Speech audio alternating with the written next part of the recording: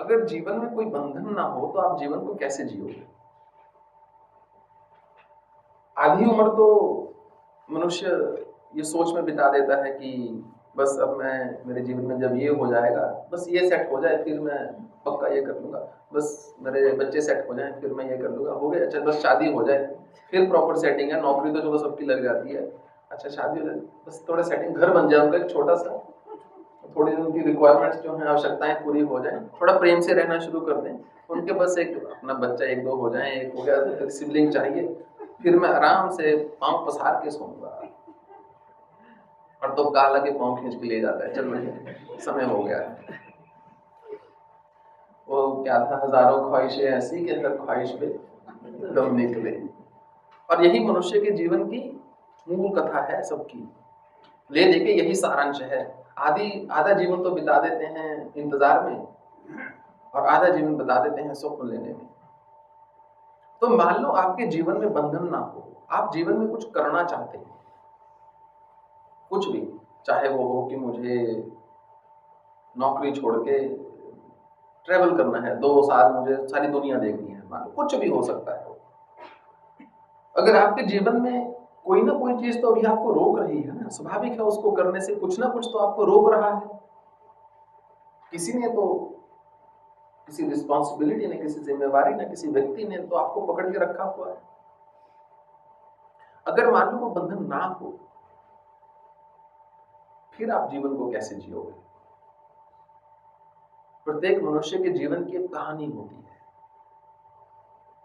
Everybody has a story of life. और ये कहानी आपने खुद ही लिखी हुई है अपनी। और इस कहानी को आपने ऐसा अपना मान लिया है, इतना विश्वास कर लिया है इस कहानी में, आपको लगता है बस मैं तो ऐसे ही हूं। हम अपने आप ही अपने लेबल लगा देते हैं, नहीं मुझसे तो ये हो नहीं पाएगा, मैं तो नृत्य कर नहीं सकता, मेरी तो आवाज नहीं है, मैं तो गा नहीं सकता, मेरी तो पीठ दुखती है, मैं तो सीधा बैठ नहीं सकता। हमने अपने आप को नीचे उतार लिया है, स्वयं को। परंतु अगर जीवन में वो बंधन ना हो तो आप क्या करेंगे? क्योंकि बंधन जो है वो एक भ्रम होता है। किसी के जीवन में कोई बंधन नहीं है। कोल्हू का बैल है, वो बंधन से ही घूम रहा है। एक पागल खाना था, हिमाचल में नहीं था। एक पागल खाना था और उसमें बहुत सारे लोग थे। तो एक बार एक नया स्टूडेंट होता है, वो मनोविज्ञान पढ़ के, छात्र जो होता है जाता है इंटर्नशिप में, उसको देखना है। तो व्यक्ति के पास जाता है, बोलता पागल कैसे हुए? तो उस सेल में 2 लोग होते हैं। तो एक व्यक्ति बहुत बोल रहा होता है, एक बिल्कुल शांत बैठा होता है। तो उसमें जो बहुत बोल रहा है तो उसको बुलाता है, बोलता पागल कैसे हुए? उसने बोला मैं एक लड़की से बहुत प्रेम करता था, परंतु उसने मुझसे शादी ना की, उसके प्यार में बस मैं पागल हो गया। बोला अच्छा, हो सकता है, ये संभव है कि मन को इतना सदमा पहुंचा हो कि व्यक्ति पागल हो। उसने दूसरे व्यक्ति से पूछा, वो कुछ बोले ही ना। तो फिर उसने पूछा जो आपके साथ के साथी हैं ये कैसे पागल हुए? तो उन्होंने बोला उस लड़की से इनकी शादी हो गई। उस लड़की से इनकी शादी हो गई। और ये बेचारे ये भी सदमे में है, शांत है, चुप है। तो जो दृष्टिकोण है, जो बंधन होता है जीवन में, कुछ तो इसलिए उन्मत्त हुए पड़े हैं, पागल हुए पड़े हैं कि बंधन जो है टूट चुका है। क्योंकि उनका बंधन टूट चुका है, इसलिए उनको बंधन, अब सारा संसार बंधन है। और कुछ इसलिए पागल हैं कि बंधन जुड़ा हुआ है, कि वो बंधन से तनाव महसूस कर रहे हैं, खिंचाव महसूस कर रहे हैं, अपनी स्वतंत्रता को अनुभूत नहीं कर पा रहे हैं।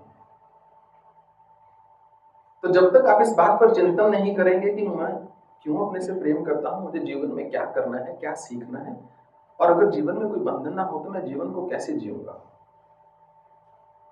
तब तक आपको जीवन के सही मायने नहीं मालूम होंगे। तब तक एक ही स्वर में आप राग लापते रहोगे, 7 स्वरों का रस तो ले ही उसमें गा ही नहीं पाओगे।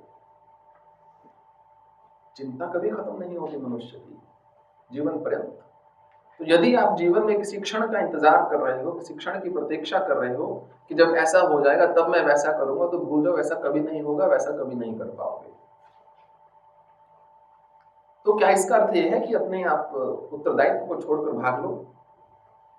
ये भी नहीं मैं कह रहा। मैं ये कह रहा हूं कि 24 घंटे में से अपने लिए कुछ समय तो निकालना आना चाहिए मनुष्य को। 22 घंटे दे दो दूसरों को, 22 घंटे चिंताओं को दे दो, समाज को दे दो, काम को दे दो, अपने कार्य को दे दो, अपने परिवार को दे दो, परंतु 2 घंटे तो अपने लिए रख लो।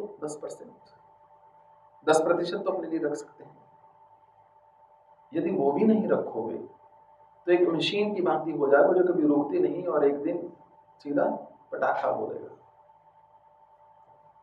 फिर मनुष्य जब ऐसा पटाखा बोलता है जीवन में, तो फिर मनुष्य मानसिक एक अस्वादन में चला जाता है, एक डिप्रेशन में चला जाता है।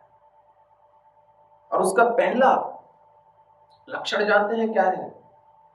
आप स्वयं का ध्यान नहीं रख रहे, आप अपने जीवन में स्वयं का ध्यान नहीं रख रहे। इसका सर्वोपरि लक्षण यह है कि आप जीवन में बहुत अकेला महसूस करते हैं। जब आप जीवन में अकेलापन महसूस करते हैं, लोनलीनेस जिसको बोलते हैं, इसका मतलब आप अपने आप को अब तक नजरअंदाज करते आए हो, इग्नोर करते आए हो। तो जब तक अपने मन को अपना मित्र नहीं बनाओगे, तब तक आप उस असीम शांति की अनुभूति नहीं कर सकते जिसकी मैं बात कर रहा हूं। कुछ क्षणों के लिए कर सकते हो सकता है कीर्तन में आपको शांति की अनुभूति हो जाए, या एक वैज्ञानिक अपने प्रयोगशाला में लगा हुआ है उसको वैसे शांति की अनुभूति हो जाए। परंतु यदि बिना किसी सहारे के अपना सहारा स्वयं बनना है, हर अवस्था में प्रसन्न रहना सीखना है, तो उसके लिए ध्यान के अलावा वास्तव में ही कोई दूसरा मार्ग नहीं है। बाकी सब जितने भी मार्ग हैं उसमें मन को व्यस्त किया जाता है। जैसे उस व्यस्तता से मन ऊपर हटता है या परे हटता है, आप फिर बोरियत महसूस करते हो, फिर मन बड़बड़ करने शुरू कर देता है। परंतु इस मार्ग में आप मन को व्यस्त नहीं, मन को मौन कर देते हो। मन प्रसाद सौम्यतम मौनम आत्मा विनिग्रह भाव संशुद्धि तपो मानसम उच्चते। मन का मौन ही अर्जुन तप है मन का। और भगवान ने उसी श्लोक में शब्द यूज किया है, मन प्रसाद सौम्यतम मौनम आत्मा विनिग्रह। कि व्यक्ति वो प्रसन्न होता है। और आप यहां आए हैं, ध्यान तो एक मार्ग है। हम चाहते हैं कि आप प्रसन्न रहना सीख सको। ब्रह्मभूत प्रसन्न आत्मा न शोचती न कांक्षती समः सर्वेषु भूतेषु मद्भक्ति लभते परा। जो हर अवस्था में प्रसन्न रह सके अर्जुन, वही मेरी श्रेष्ठ भक्ति को पा सकता है। चाहे आपका लक्ष्य ईश्वर की प्राप्ति है, या समाधि तक पहुंचना है, स्वयं का साक्षात्कार है, या समाज का कल्याण है, या केवल नाम सिमरण है, जप है, कुछ भी है, जो भी करना है उसमें पराकाष्ठा तक पहुंचना होगा। और पराकाष्ठा तक तभी पहुंच सकते हैं जब एक संकेंद्रण, एक फोकस के साथ, एकाग्रता के साथ, दृढ़ता के साथ उस पथ पर चलेंगे। तो इन सारे गुणों को धारण करने के लिए कुछ और गुण हैं जो होने चाहिए, नहीं तो ध्यान में मन शांत नहीं हो सकता। तो उन पर हम चिंतन करेंगे कल से।